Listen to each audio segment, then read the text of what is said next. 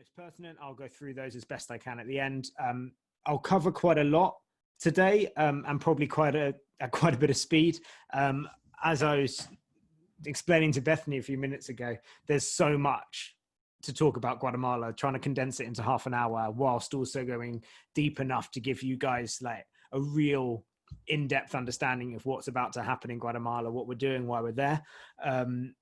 Yeah, that's not the easiest thing to do. I am really passionately enthusiastic about everything Impact Marathon is doing and has done, but you know, Guatemala in particular is a country that I get really excited about. So if I go off on tangents, if I bear with me, I'll always try and bring it back. And yeah, I'm going to sort of give a little start now in terms of this is our first ever webinar. This is the first time that we've had really even the chance over these last few years to sit down and say, cool, let's go into detail about what is involved in each of the impact weeks.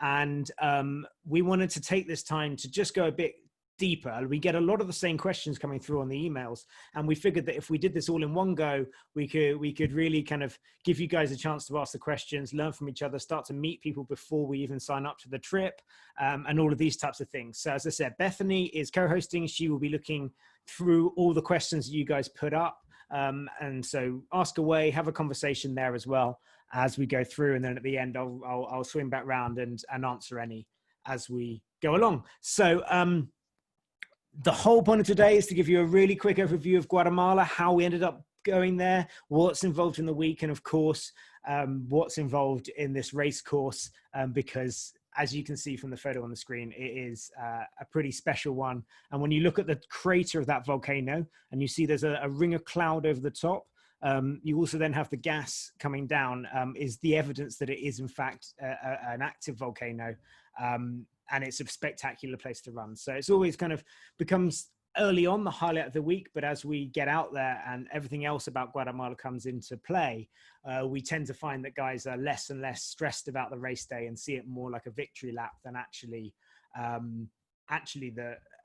intense a race as you'd expect.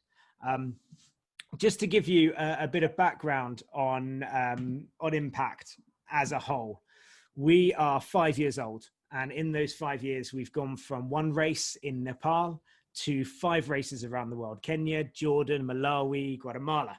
And it's been the most extraordinary adventure of our lives. The whole purpose of Impact Marathon was to use the power of running to empower communities, empower runners, and catalyze change around the world. And in that time, we've done 13 races across these countries. It's raised about $1.2 million for different grassroots organizations around the world. We've tackled directly 7 of the 17 Sustainable Development Goals, the global goals, the UN's key targets and indicators for creating the world that we want to see. We've had about 400 people come on the different week-long impact experiences, and we've had over 2,000 local runners joining in the races around the world. It's been the most amazing adventure for the last 5 years. Obviously, at the moment, there's been a pause in Impact World, which is why you've got the time and the energy as well to put a bit of love into these webinars. And we're going to be doing a series of these across the races, but also we're going to go deeper on some of the actual issues and a bit more technical on how we design race routes and everything. But today, we're just going to focus on Guatemala. So before I go too much further, just to clarify, today we're going to talk about the whole Impact Week. We are an Impact Marathon, which means that we do a week-long experience from the Monday through to the Sunday, where you spend time living together, working together, engaging with the different communities that we work with in Guatemala. And then on that final day, everybody from the runners in Guatemala to you guys, to the charities we've been supporting, all come together, all join together for the final race day, the victory lap.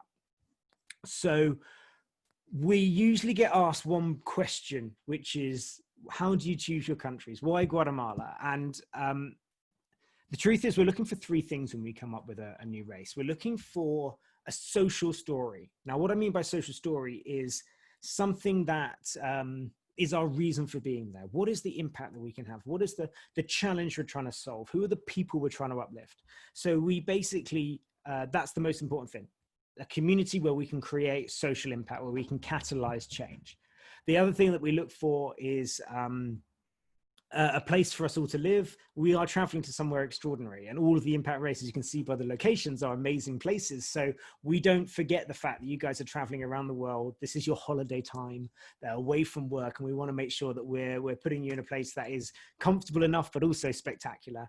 And the third thing is, of course, the race course. And we don't just want to design a course where we've ticked off amount of kilometers.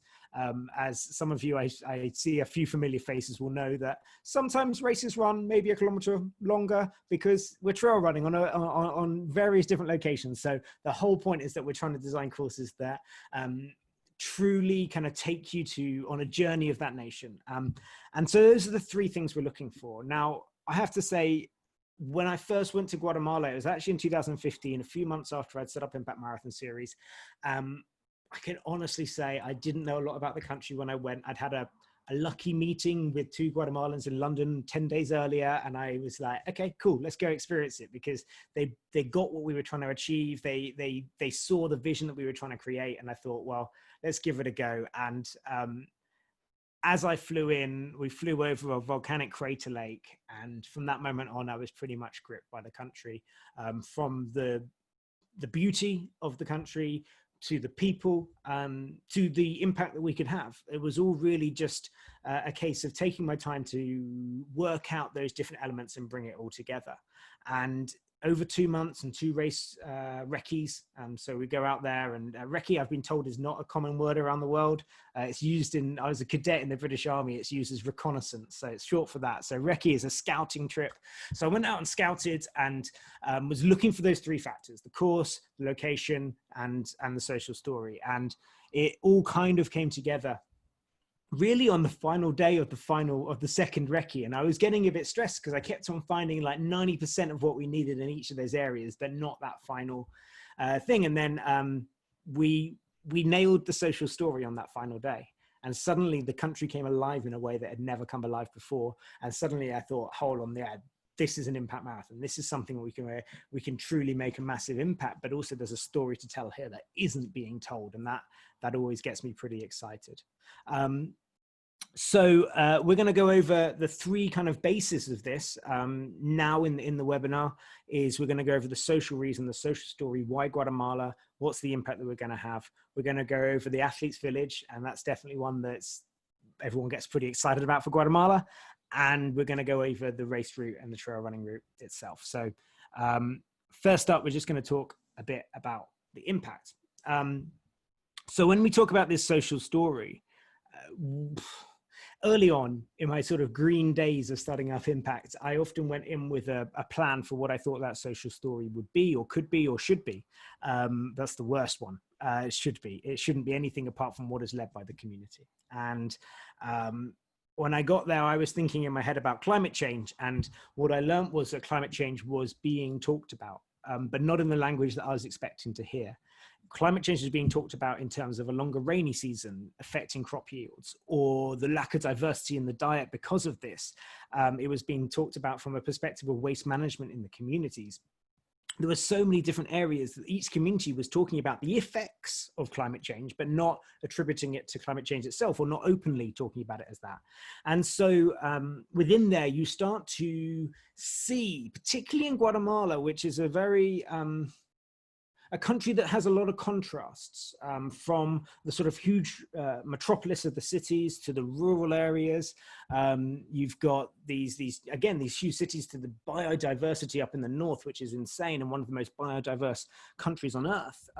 You've then got different populations where you've got quite a lot of wealth, but also extreme poverty, and that wealth itself is held by very, very few people. In fact, there's really 6 families that are really powerful in Guatemala. And so what we learned along the way was that there's when we're trying to decide a social story, we're also trying to link it in with a global goal, with one of the sustainable development goals. And it came clear to us that reduced inequality, which is goal number 10. And if you don't know about the global sustainable development goals, please message us, question Bethany at the moment. She's on there, or just arrange a call sometime. We can one-to-one it and chat through. But we identified reduced inequality as the key goal. And we saw that when you interlink these goals, right? If you can solve inequality in the sense of corruption, waste management, malnutrition, raising income levels, you can also plot the same path. You can plot that route to a sustainable future. You can plot that route towards combating climate change and making more resilience in the communities. So at that point, when we met with the different organizations around Guatemala that were tackling the challenges facing Guatemala in their own ways, we are faced with a choice. And that is to find projects and impact that will be short-term solutions, where we can see instant change in livelihoods and invest our energy in a cure, or whether to hunt out the roots and invest that energy in preventing the challenges with long-term systemic change. And it's always one of those questions that we're always weighing up. And to be honest, in Guatemala, it's sort of come out with a little bit of a mix, but that focus being on educational support, youth, and marginalized communities. Now, as I said, I was struggling on my final day of my final recce, or penultimate day, I think it was. I don't want to let history get me too excited about the truth. It was the penultimate day, and I'd just found our athletes village, and I was still struggling though to work out what is the impact that we can have in Guatemala. And I met with the founder of an organization called Ceres, a lady called Corina Grace, and she grilled me in all sorts of ways. It was a super interesting interview. And she then basically saw all the different areas that I was talking about, where I was weighing up this social impact with this social impact, and I was this story that I'd heard and this, and she pulled it all together in a way that nobody else had, and brought the country to life. And because Ceres has focused all of their energy, everything that they focused on is around youth empowerment and creating leaders. And it doesn't take long, without naming names, to look around the world and see the power of one leader, one person. One great leader or one terrible leader can change the course for the entire population and the knock-on effects around the world. And so when we talk about this social story, we focus in on how to create long-term systemic change in Guatemala and the leadership that's needed to do that within communities, within municipalities, within the regions, within the country. It would be remiss of me to not touch on Guatemalan history, but it would also, I just want to warn everybody, this is a very brief overview of Guatemalan history. Please excuse its brevity. It's just to give you, I'm assuming everybody on this call knows nothing about Guatemalan history, and that's totally fine. But it's going to be a brief run through, all right? Between 1960 and 1996, sorry, Guatemala had a 36-year civil war.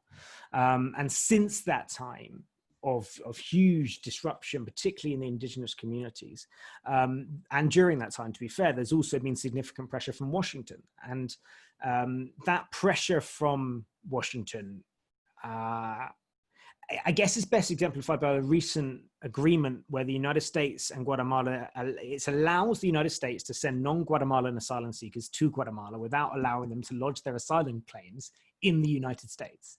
So Guatemala then has to accept the asylum seekers, but those guys aren't afforded the rights in Guatemala that they're looking for either. So you can see how it can be a really, really challenging place to truly create sustainable growth within that Guatemalan sovereignty. And so during this time of troubles, both the Civil War and even to this day, this political instability and outside pressure has allowed a pretty rampant free market and a reasonably unregulated private sector to sort of flourish. And the public sector, if you look through the history of recent presidents, has been beset with corruption. And within that void, you can see the gangs flourish. They offer opportunity, they offer a sense of being. And across our countries, corruption is something that comes up a lot. And what I've felt is when you see corruption, it's the antithesis of hope. It's the antithesis of change. And it has a pervasive influence on every single level of society. And it's not easy to combat. That's a really short history of Guatemala. And it takes us to what Ceres is trying to do today, to work with the youth and in particular, young indigenous women. And the young indigenous women in Guatemala are deeply impacted by the decisions of the government, but do not really have any power or voice in order to affect those decisions.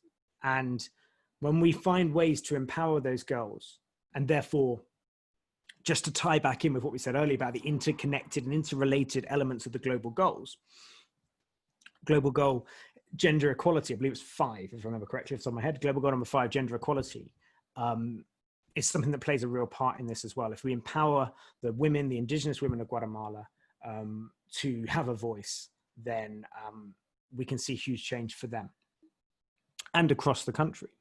So when we're out there, taking it back to what happens in an Impact Week, the time there, the Tuesday through Friday, Friday's a rest day, by the way. You can chill out on that day, because sometimes the Tuesday, Wednesday, Thursday can be pretty intense. So Friday's a rest day, ready for race day. But the Tuesday, Wednesday, Thursday, everything that we do is linked with what the young leaders in CEDES have requested from us. So this means that we've done everything from getting our hands dirty on the finca that they run, where they're looking at regenerative agriculture and finding ways to support communities through empowering them through permaculture, which is another word that lots of people don't hear the first time I say it, but looking at different ways to feed families in a diverse diet that's resilient against climate change as well. So the finca is there as a breeding ground for that, and as a test ground for that, and as an education point for that.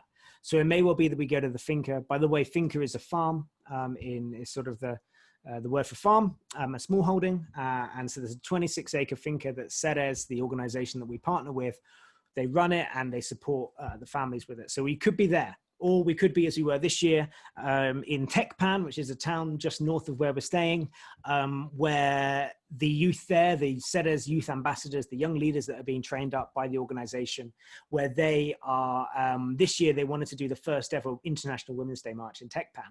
And so they were planning to do it, and then they thought, well, this is the perfect thing, because then Impact Marathon creates a bit more noise around it. And then when they told the municipality that Impact Marathon was joining, the municipality then said, well, let's get all of the women's group in the region involved. And suddenly this march that had never happened before grew from being a few passionate young leaders to being 300 women marching through the streets of Tecpan, demanding that they be heard. And so, and actually the youth leaders at that point said, you know what, guys, your voices, everything that you're doing here is brilliant, but also all of you have Instagram accounts. And you know what, that's the power of what we want to see. Well, that's the help we need, is more people telling stories. So get on Instagram, share what's happening here today in Tecpan, and hopefully it can inspire other towns and regions around Guatemala and Central America. CEDES also works in El Salvador, and it's like, what are the knock-on effects that we can have? And they see that, and that's really powerful. CEDES has also been heavily involved in a community called La Dignidad, which is a community set up over the last 2 years, because you may or may not remember, or have seen in the news in 2018, in June 2018, Fuego, the volcano erupted, and it destroyed a number of communities on the slopes, and they were moved by the government to a new place. They were in temporary shelters, which we saw this year, and in that time they built up more permanent shelters, but there's still so many different dreams and ambitions that the youth have within that town. And so after the initial aid has come in and supported and got people through the initial crisis, you then have a series of buildings, and that isn't a community. How do you make a community out of that? How do you make that safe against the infiltration of gangs? How do you make that? I mean, this year, some of the youth were talking about how they saw this as an opportunity to do a really good job on setting up waste management systems from the start. And there's so many different things. So we'll be spending time there, and or we could be spending time there. Again, it's down to the youth to tell us what they want from us, what they need from us. But overall, you get this chance to be completely sort of absorbed in the world and the challenges, but also the enthusiasm, the empowerment, and the opportunity that comes from the work of CEDES with those youth. As I said, there are other organizations that we support in Guatemala. I'm going to keep it brief because I know that Bethany's already looking at her watch and telling me that I'm talking too much. But again, we can talk through that. We may do a webinar. Certainly once you've registered, we'll also do a deeper dive webinar closer to the time on all of the different areas of this, and it'll be super interactive as well. We don't want you to just turn up for a race. We really want you to engage with everything that we're doing in country, and to feel the way that we feel about Guatemala and that optimism about the future when you meet the guys at Ceres.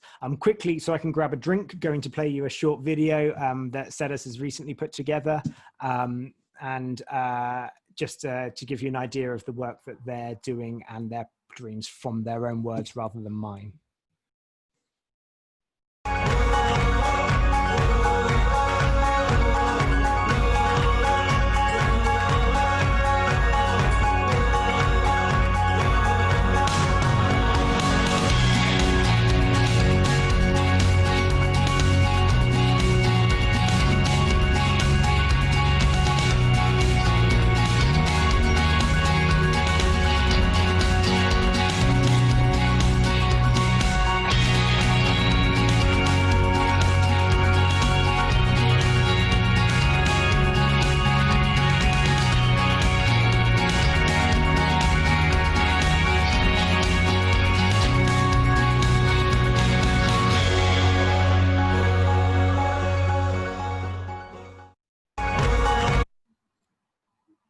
Awesome. So that's a recent one. Again, you can check out Ceres' website. They've just redesigned their website, and actually, just to give you a bit more flavor of everything that goes on, this is not just a 1 week thing.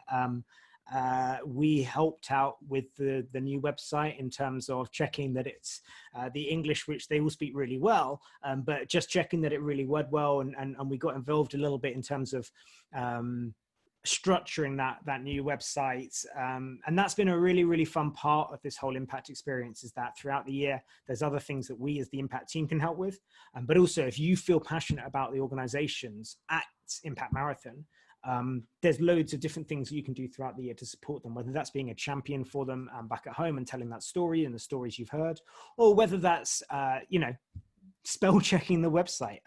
There's a lot of different things, and actually often, I think Corinna said this to me recently on LinkedIn, often the most valuable things you can do for smaller organizations is some of the boring stuff. It's not always super sexy, but yeah. So that's a bit about it. As I said, the Tuesday, Wednesday, Thursday is spent doing various different tasks with those guys, and yet sometimes it's super amazing stories being told and listening, and other times we get down and dirty and support. It just depends on where the country's at, and obviously Guatemala being impacted as we all are at the moment, we don't know the story that's going to get told that week. It could be really different to anything before, and that's what's so beautiful. It's a platform, and we say use this platform how you think it's best to support your communities and to better the future of the country.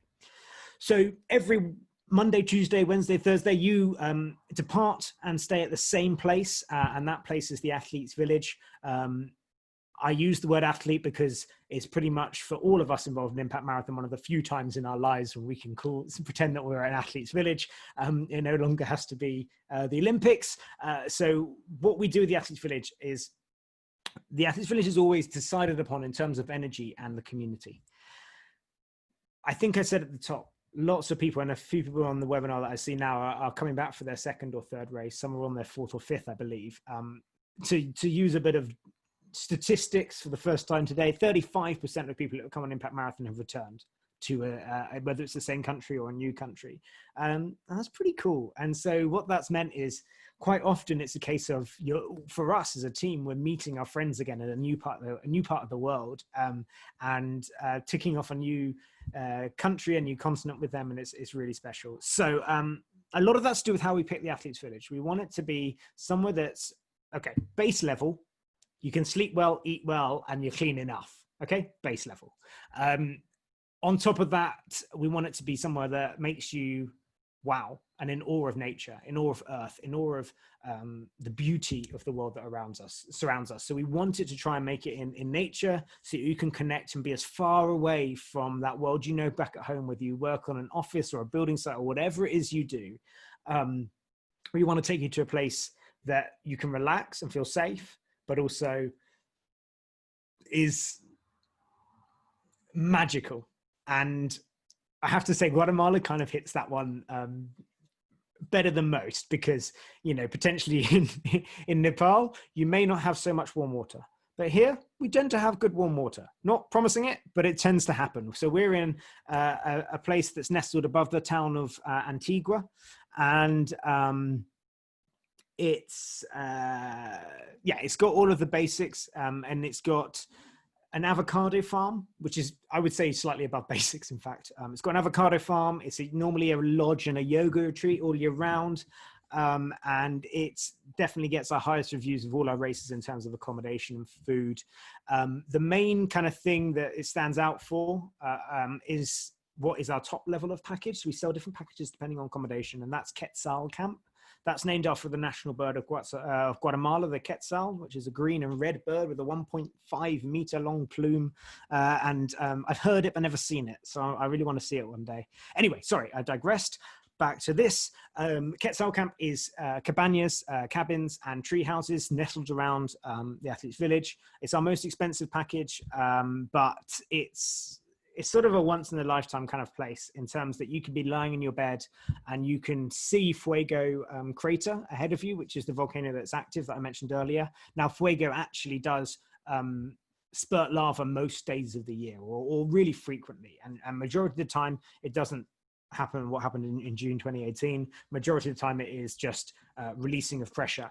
And so you can actually see that release of pressure in the evenings from your bed and watch that lava flow. It's pretty... Yeah, I don't need to say much more. That says everything you need to know. And you can also see Acatenango, which is the volcano next to Fuego. That's a dormant one that you can climb. In fact, we offer that as an opportunity. You can do that the day before Impact Week starts. You can climb up Acatenango, stay up there, sunrise, and look over the crater as you wake up in the morning from your tent. That's a pretty cool trek, and we can tell you more about that later. And Agua, which is another dormant one, and also has the crater, the lake at the top, the one I saw when I first flew in to Guatemala all those years ago. All these ones are also en suite with electricity. As I said, pretty warm water. They're perfect for couples because a lot of them are double beds and double beds only. They're also good with solo travelers who are happy to share, and actually friends who are happy to share beds as well. Is quite good. Solo travelers, we have a few different cabins with different makeups. Some of them have like a double and a single and these kind of things. So there's many ways we can do it, but it's we'll always make sure that you're paired up with someone who's super cool. Just because everyone in Impact Marathon is super cool, I guess.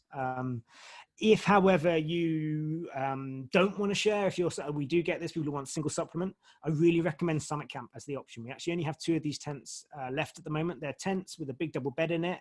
I had one of them last year, and super comfortable. You've got a light, big double bed that's super comfortable as well, but it's pretty cozy inside. I won't lie about that, but that's perfect if you're a solo traveler or a couple on a budget. That's the one to go for. So you've got Quetzal Camp, Summit Camp. Base Camp is sort of for the most sociable people. It's an 8-bed cabin, and it's comfortable single beds. You've got a lockable locker in there. You've got shared bathrooms. Summit Camp, by the way, is also shared bathrooms. So Summit Camp and Base Camp all share the same bathrooms. Again, warm and like normal bathrooms. All right, there's no surprises on this race, as we may throw at you in other races, potentially Malawi. And the final option, and our most accessible option, is bring your own tent. So bring your own tent kind of says everything you need to know. You bring your own tent and kit, set up in the campsite. You'll have a slightly different, a little bit longer walk to your shower and toilet, but apart from that, you've got the same view, the same food, the same itinerary. Everything's the same. It's just literally where you sleep. One note on bring your own tent is make sure you zip it up properly. It's not unheard of for one of the dogs who make the lodge their home. Totally safe dogs, for the record. They're really friendly, but they might be too friendly and come in and cuddle you at night. That has happened before. So that's the different packages. As I said, all of the food for the week is the same. And when I talk about food in Guatemala, one person described it as angels making love in his mouth, which is a very strange way to describe it. It basically is amazing food. It's the other way, the more normal way to describe it. And if you've got any dietary requirements, whether it's vegan, gluten-free, whatever it is, if all the Impact races, it's the one where just tell us and it will be solved. And it won't just be solved as in we just, the chef there will take a lot of pride in in making that food as special as all the other food they make throughout the week. In line with new, we're about to announce our Green World program. And our Green World program would be that our base menu will always be vegetarian going forward, as a way of us being more sustainable. And it also gives the opportunity, particularly here, that most of the food you'll be eating will be from meters, if not, miles, if not meters from the actual lodge itself and the athletes village. So it's pretty cool. But the food there is amazing, and no issues with dietary requirements. If you've got anything you're worried about, let us know. And we'll come on to that a little bit of duty of care in a second. But I'm running behind schedule, and I can feel, as always, Bethany, wanting me to make sure I don't take up too much of your Thursday evening. So let's talk about the race, where I'm only bound to get more late.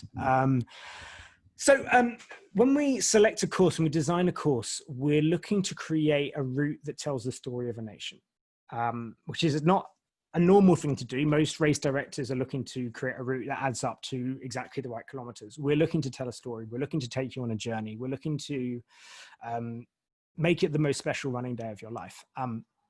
This route kind of does that in that it really has a few different elements. So just to get your bearings, where you're sat right now is not Guatemala. The picture on the screen is Guatemala. You sit here and you'll see this is the lava field section. This is my favorite section of any impact marathon route in the world, because it's like running on the moon. It's unlike anything else you'll ever run on. The lava rock below, and it's pretty hot, and it's just incredible. But the 21 and 42 kilometer both do this section. And the course is kind of divided into two sections. I'm going to get my cursor out and see whether, here we go. So this, about 3 kilometers to this way towards the, it's longer than that. Who am I kidding? Like 7-8 kilometers this way, you will find our start finishing line point. And that start finishing line point, you'll be driving there. You start at 6:30 a.m. if you're doing the 42 or 21 kilometers. Just to clarify, we have 10, 21 and 42 kilometer distances available. If you only want to do the 10 and you're nervous about running and all of these types of things, which is really, like, we get this question a lot, it's totally cool. Like, we have such a mix of runners, and even the guys who are really keen runners, by the fact that we've got through all of that stuff with Ceres, by the fact they come all this way to Guatemala, everybody is now one community.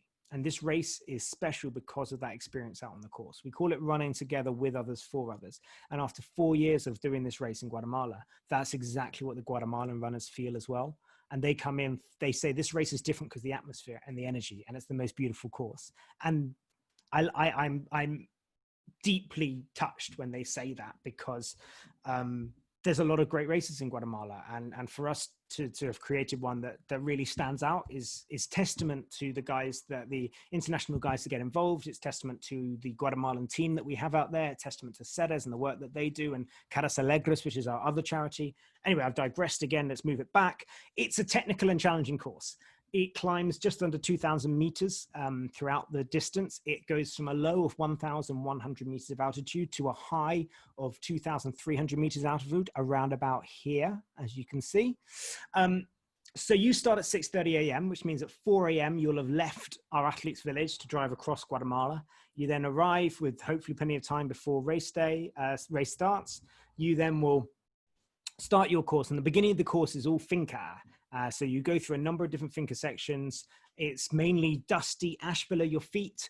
It's definitely one that's trail shoes. I've run it in road shoes. It is possible, and it's not too tough in that respect, but I really recommend using road shoes for, using trail shoes for this course.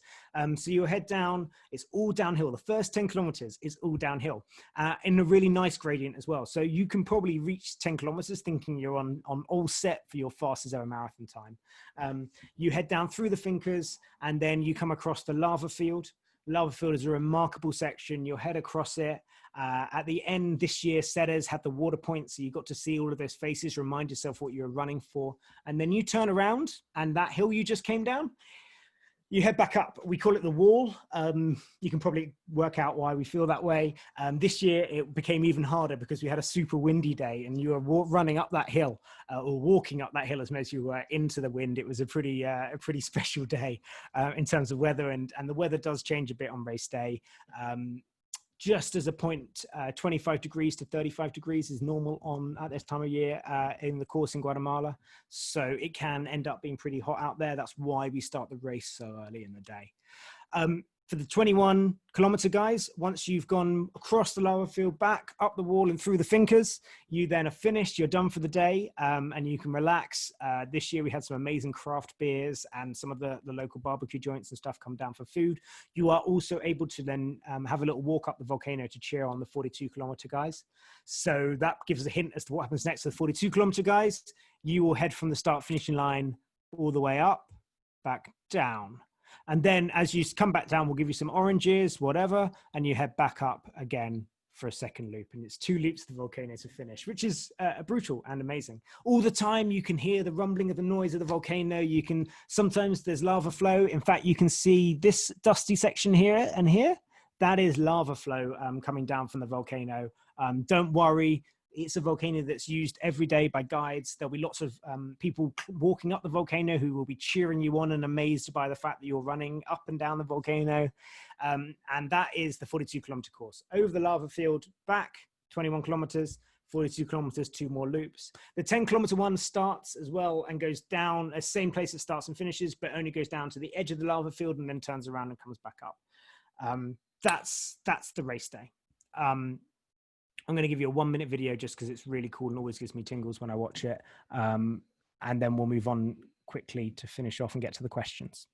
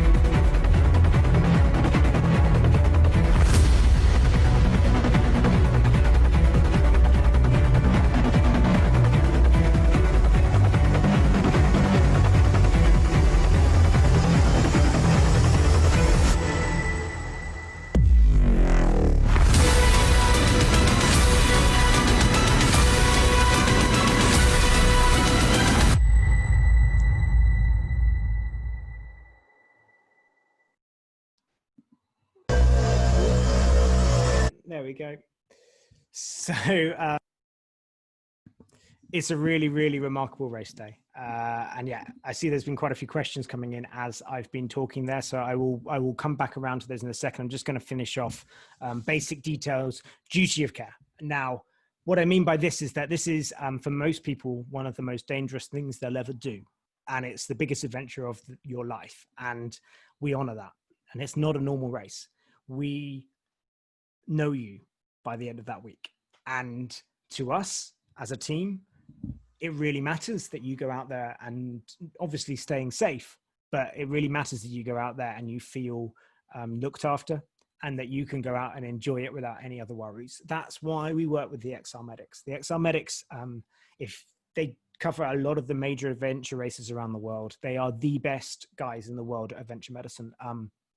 And what's amazing is that they stay with us the whole week. So we get a chance to get out in front of any issues you may have. If that's a gammy knee, you've got them all week. They do a drop-in clinic every night after dinner. You can go and get your knee strapped up or looked at. If you've read on a blog, it says this about running at altitude, go talk to them. They're experts at it. They are usually British doctors who, paramedics, all sorts. We usually get a mix of different skill sets.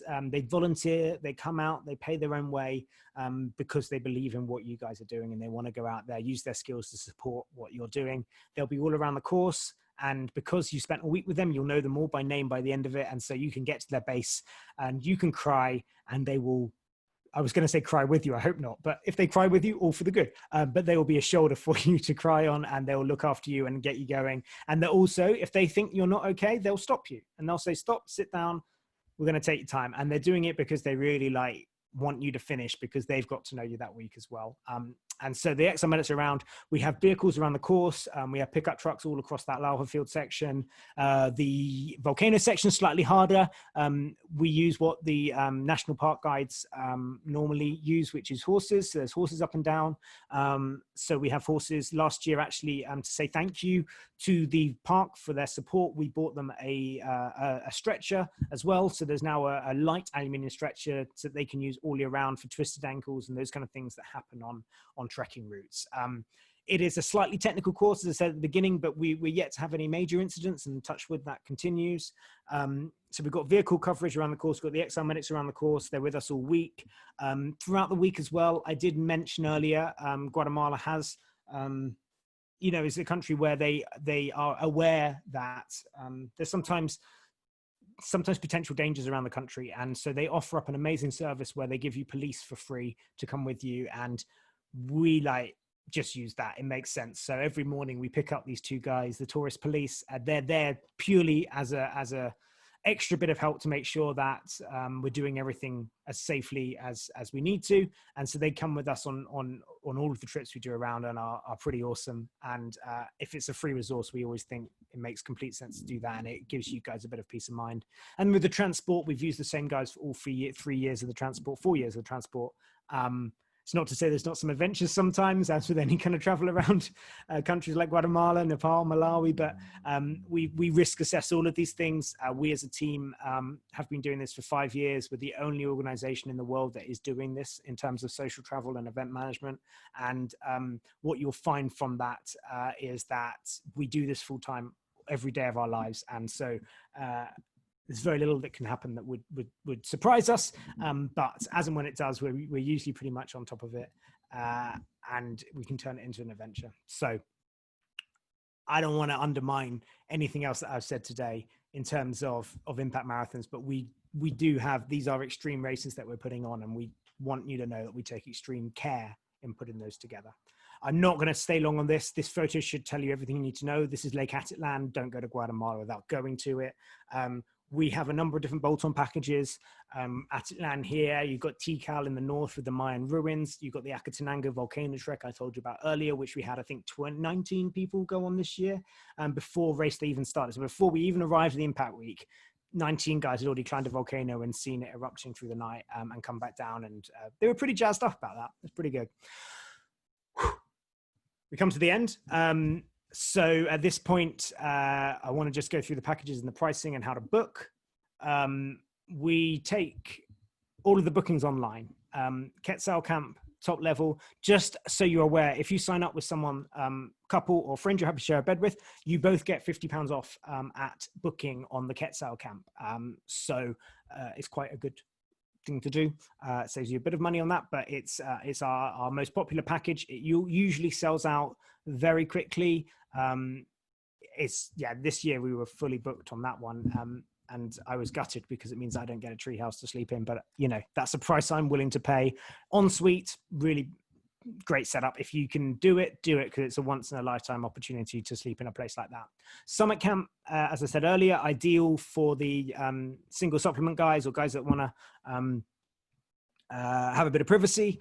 You are in shared toilet showers, but you've got a comfortable space, a double bed, a place to call your own. That's where I was sleeping this year and really liked it. So that's pretty good. Base camp is a dormitory, single beds. I'm not going to call it the party room because that's not really the spirit of Impact Week, although sometimes that does happen. But it's definitely a one for the sociable guys. And you're right next door to, you even got a sauna there, which no one in the history of Impact Marathon has used the sauna. So if you use a sauna, I will come up with a suitable thing to reward you with. I don't know why. I think it's because it's like 30 degrees every day anyway. So why would you use a sauna? Anyway, I digress again. Bring your own tent. We've included grass for you. But all the rest, you've got a slightly longer walk to your shower toilet and that's it. So we take deposit on booking.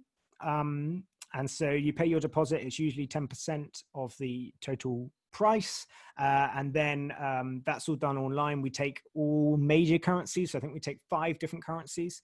Your major ones, US, Canadian dollar, pounds, and euro and Swiss franc, which always gets caught up as a major currency. I never really know why. Nothing against the Swiss, of course. It's not one. Deadline bookings. 1st of January 2021 is when we will shut off our bookings for this race. But one thing that I think is important to note is at the moment that we have the 2020 booking policy, this has been brought out specifically for the uncertainty that we're all feeling in our lives at the moment. It's super, super flexible. You can book on it, and at any point, at any time, you can change to another race. So everything you've done balance-wise, you can put across to a different race. That means if we're comfortable going ahead and you're not, you can still change to another race. You can defer a year. It is as flexible as it's possible to give.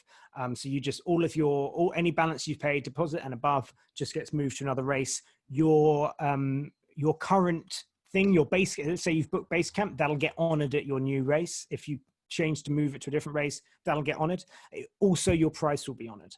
And that's where I shouldn't really say this publicly, but like, there's quite a good arbitrage there, because let's face it, we know that prices are likely to rise in the future, as is the nature of travel at the moment. So if you book right now, if you book today, that price will be honored, even if you end up coming in 2 years' time and the prices are higher. We're very aware that guys who book with us now are really amazing people in a time of crazy time right now, and we want to honor that and be really flexible as possible. So yeah, that is it. I believe Bethany is going to give me some questions. She has. So let me just cover that. So the first question, any COVID-19 concerns, restrictions? What is the refund deferment options if the race week is cancelled due to COVID-19? So as I said, if we cancel it, again, everything is deferred to the next year or any other impact race of your choice, okay? So that's how we handle it. Any concerns? It would be crazy of me to say that we're not looking at all of our races all the time, and we have no idea what the future holds. At the moment, we're going ahead if we believe in two things. And those two things are that we can travel without impediment and without things getting in the way of people traveling to and from the country and entering and exiting the country. And the second one is that it's going to be beneficial to the community and genuinely be something that is powerful at the moment. So I think that there is sometimes some organizations may be really keen to get people back out traveling again, and that's totally understandable. But our mission is to change lives, is to empower people. And if we don't think it's going to be an empowering event because of safety or because of all sorts of different things, we will tell you that, and we'll be really honest and open with it. We've gotten out in front of this super, super early throughout this year, and we've decided that that's so much more important than trying to force an event that we don't think will be beneficial, truly beneficial to the community. So those things, are airport transport included? I can't remember. Bethany is going to update me. We'll come back to that one. This is where there's a rule in impact. If you want a detailed and logistics answer, you ask Bethany or Mark. If you want a vision and to learn like about this vision and this idea, then you ask Nick. So really, I shouldn't be answering these questions at all, but I'll keep going. Appears there's a fundraising requirement. Is fundraising required? Yes, it is. We're not super punitive on it in terms that our whole experience is to empower you to feel excited about fundraising.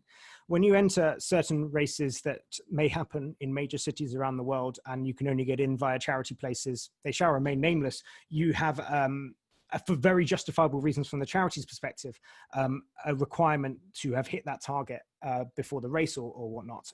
We don't have that, but we expect £1,000, $1,300 or so to be raised. We set a team target, and we're looking to hit it as a team. And so some guys shoot the lights out with a few thousand, some guys just about get to that 1,000.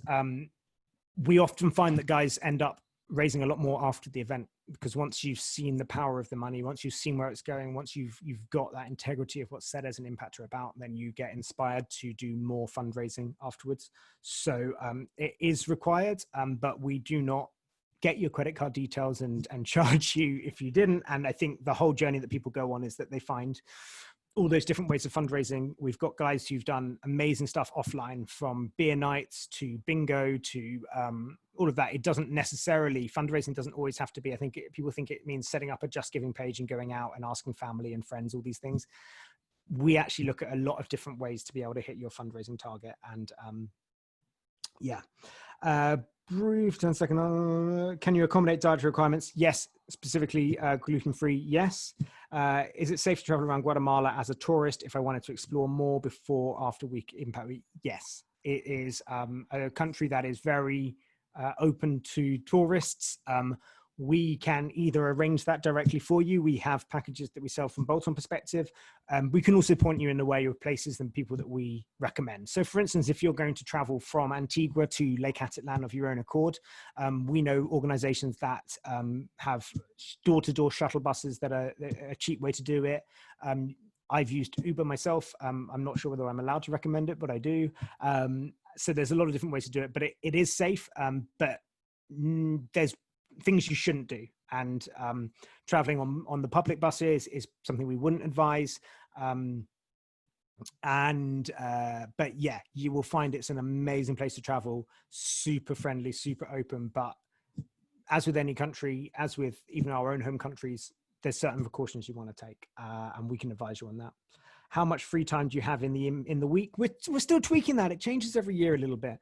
We're increasing it a little bit this year. This year that we just did in March was super busy, but you get the whole of the Friday free, and then the evenings are pretty much free. To be honest, most guys, it's the whole experience of Impact. We're also up in that athletes village. We're pretty isolated up there, so it's a great place, and that's where the community comes together. And it's very much the case that if you you come for the race and you return for the people, and everyone who returns is all about, oh, you're doing Guatemala this year, great, I'm going to do that as well. Everyone comes back for the community, and I think that's what makes it really special. So the free time is generally spent, you know, having a beer in the bar, looking out over the volcano, or we may arrange a salsa class. Not for everybody, but actually everybody does join in. Any top tips for training to run up to Volcano? It's a long climb. It's a long climb. If you're normally used to running on road, find as many trails as you can to get used to it. It is technical at points. The hardest thing about running the Volcano is generally about how you hydrate. We've got water all around the course. There's water every 3 to 5 kilometers, and there's plenty of it. We put it out early that morning, and it's that, but it can definitely the learning how to hydrate and what your body needs, and understanding, and I'm going to be crude here, getting used to runs and checking out your pee straight afterwards is what I would say is really essential, because it's, you know, you're getting up at 4 a.m., you're driving across. I would even start to do that a couple of times. I think if you really want to be ready for race day and not be shocked by it, waking up at 4 a.m. and then running at 6:30 a.m. Is a really good way of just getting your body used to doing something like that. There is the long climb. So Stairmaster, if you don't have any big hills around you, Stairmaster at the gym. If you are a cyclist, put yourself on a heavier gear and really crank it out. That's a great way of getting the feel for a hill without actually, if you don't have hills, I know there's some Londoners on the call, and you're thinking, how many times do I have to go up and down Constitution Hill before? It's a lot. It's a lot of times. So, yep. Is that the volcano you run up on the opening slide? Yes, it is. That's taken from the course. The going up is, you do wind up it. You don't just go straight up the volcanic slope.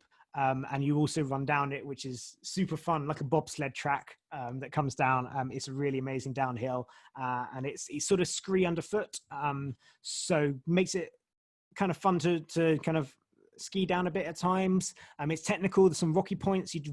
You do, you know, if you fall over on volcanic rock, you're going to know about it. It's sharp, but yeah, I'm being as honest as I can, guys. I'm not trying to sugarcoat anything here, in case, yeah, English isn't my first language. Can I get it? Can I get by? Yes, I know, especially on this call, that I speak a bit too fast and all of this, but yes, absolutely. Depending on the language that you speak, we may well have a team member who can even translate at the same time. If you do have Spanish as a second language, then you'll really be at home in Guatemala as well, and it's great. The more Spanish speakers we have on the team, the better. But we have a mix of languages. The Impact Marathon group, we always have a lot of different languages within the campsite and within Athletes Village. So don't worry about it. And I generally, when I'm not being pushed for time like tonight, I speak slower. And yeah.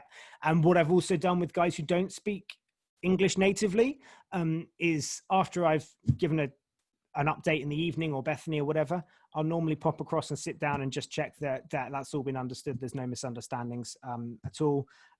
Do I need any special gear, equipment for the run or the week itself? I'm planning to bring my own tent. No, we do, as a part of the Green World program, is that we request that you bring across a reusable bottle. That's pretty normal nowadays anyway. So a water bottle that you can refill through the week is essential. If you're bringing your own tent, then I would advise bringing a tent and a mat and a sleeping bag, but it doesn't get too cold at night, so you won't need a super many tog sleeping bag. You can chill on that one. Everything else, you'll need to bring your own towel. Bring your own towel. In fact, yeah, all the bring your own tenters need to bring their own towel. And so once you've got your towel, everything else is pretty much taken care of there. And obviously all your normal things, if you like to use a certain deodorant, bring that. And also, if you've got a favorite thing that you train with, whether it's SIS, sort of science and sport, or whatever nutrition you take, out on the course, we normally have oranges, bananas, but if you have things that you generally want, you can do that. If you're on the 42K, you can also leave a little, we've got a bag drop. So you can leave your bag, like a bag of goodies in that bag drop. And as you come through, you can go collect that. You can even, we've seen guys have a spare pair of shoes and switch over shoes midway through the race. So we have that facility. It's as reliable as you make it in that respect. Any required vaccine shots, and this is recommended for, as always with this sort of travel, I'm useless to be able to offer you advice, because you need to talk to your doctor and travel nurse. So yeah, look up.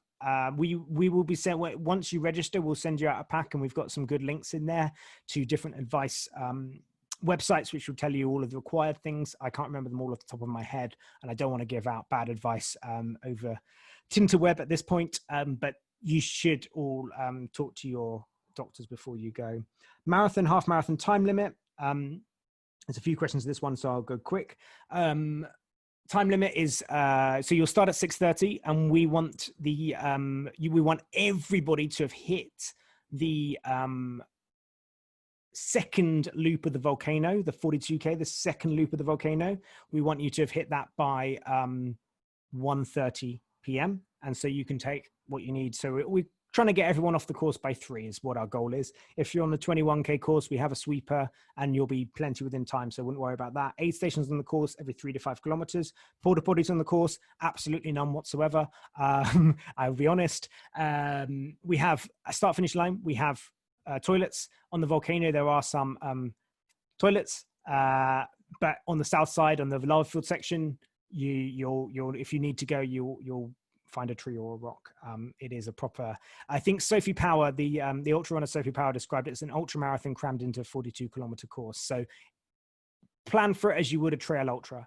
If you've ever done that. If you haven't done that, then read some blogs on that. And obviously we'll give you a lot more advice throughout the whole process. I'm rushing through now, and I'm sorry if it's a bit fast and obtuse. But yeah, definitely we can help plan for that. Average temperature is 25 to 35 degrees Celsius. We're over time, so wrap it up. There we go, Bethany, thank you. Can you take photos, phones, music, pictures on the course? Absolutely, we actively encourage it. Please take it. There's one short road section of the course where we ask you to take your headphones out, but it's only like just over a kilometer. The rest of it, enjoy it, and that's it. Guys, thank you so much for being involved in the first ever Impact webinar. I have run over. I am sorry about that. I hope that you have enjoyed hearing more about it. Any other questions? Message myself, Nick at impactmarathon.com. or via any of the social media channels, please message us. It's been a real fun to talk about Guatemala, and thank you guys so much for joining. That's it. And any other questions, we'll either follow up directly with you or message us, and we will answer. Thank you guys. Gracias.